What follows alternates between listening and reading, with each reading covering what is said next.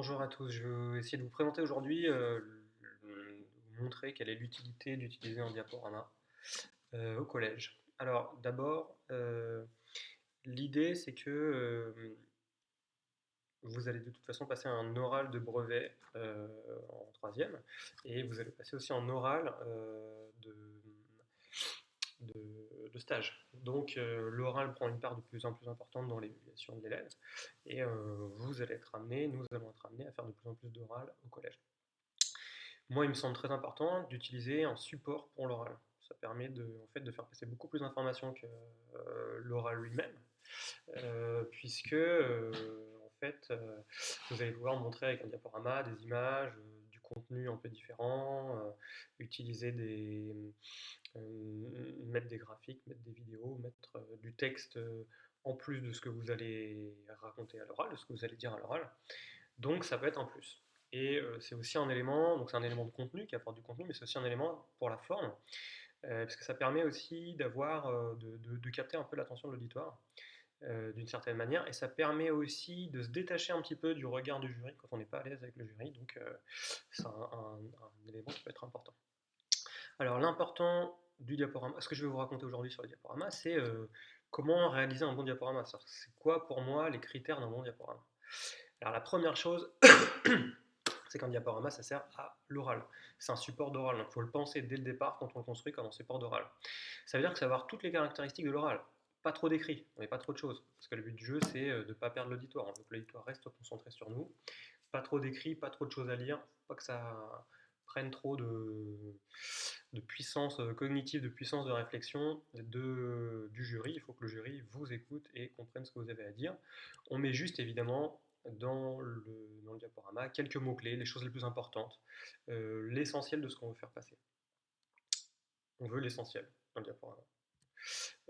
Évidemment, tous ces mots-clés ne vont pas être mis n'importe comment, et le but du jeu, c'est qu'ils soient organisés, hiérarchisés, du plus important vers le moins important, qu'il y ait un plan ou un sommaire quelque part. Vous voyez que là, par exemple, il y a un plan, on est dans le grand 1, on voit qu'on est toujours dans le grand 1, on sait où on en est. On parle de la même chose, on continue sur le même sujet, et on essaye de lister les points les plus importants du discours.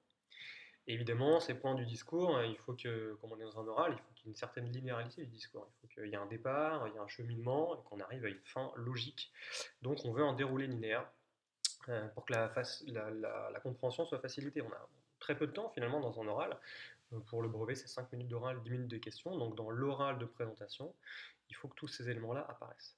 Et puis la dernière chose, un oral, c'est un oral qui va donner des informations et qui va détailler un sujet précis.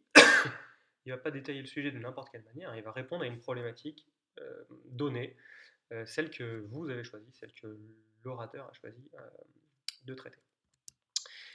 Et le plus important dans le diaporama, c'est ça, c'est que le plus important, il ne faut pas que le diaporama prenne le pas sur le discours oral. Le plus important, c'est toujours le discours oral. Le diaporama, c'est le support du discours oral. Il est en arrière-plan, il est constant, et le but du jeu, c'est de faire en sorte qu'il soit le plus utile possible pour le discours.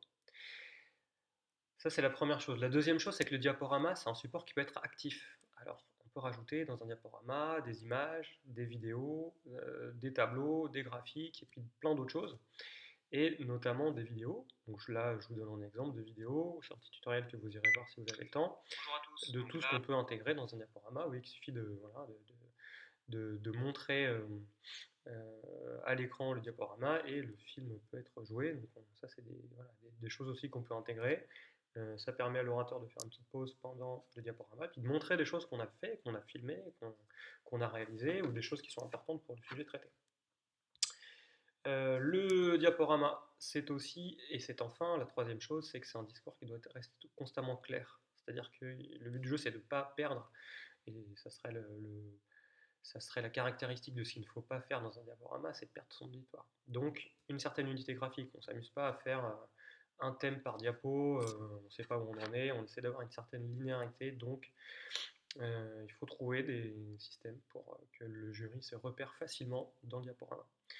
Le propos qui est organisé, on doit savoir où on en est. Donc soit on met en sommaire au début et à la fin, soit on met en plan apparent, soit on met les deux. Là, dans le diaporama que je vous présente, j'ai choisi que le plan apparent. Le discours doit être précis. Si on a un diaporama sur un fait scientifique ou sur des éléments sur lesquels on a travaillé et qu'on a des références ou des sources, il faut les mettre dans le diaporama à un moment donné, soit dans le diaporama, soit à la fin du diaporama. Tout doit être lisible, c'est-à-dire que les images qui sont présentées, il faut réfléchir à la typographie, il faut réfléchir à la taille de la police, il faut réfléchir à dans quel type de salle on va le présenter, est-ce que le public va être très proche ou va être très loin du diaporama. Et dans ce discours clair, évidemment, ce qu'il faut éviter, c'est. Alors là, je vous ai mis des exemples de transitions et d'effets graphiques, mais ce qu'il faut éviter, c'est que ces transitions et que ces effets graphiques soient trop lourds. Parce que vous avez vu, ça peut aussi perturber le jury. Si on a trop, ça devient un peu embêtant. Donc on essaye de n'en mettre pas trop. Voilà, j'ai essayé de vous donner les 3 points principaux de qu'est-ce qu'un bon diaporama. C'est lié à l'oral. On peut rajouter des choses positives à l'intérieur qui peuvent être explicatives. Et c'est un discours qui doit être toujours clair, le plus clair possible. J'espère que le mien était clair. Et je vous remercie de votre attention.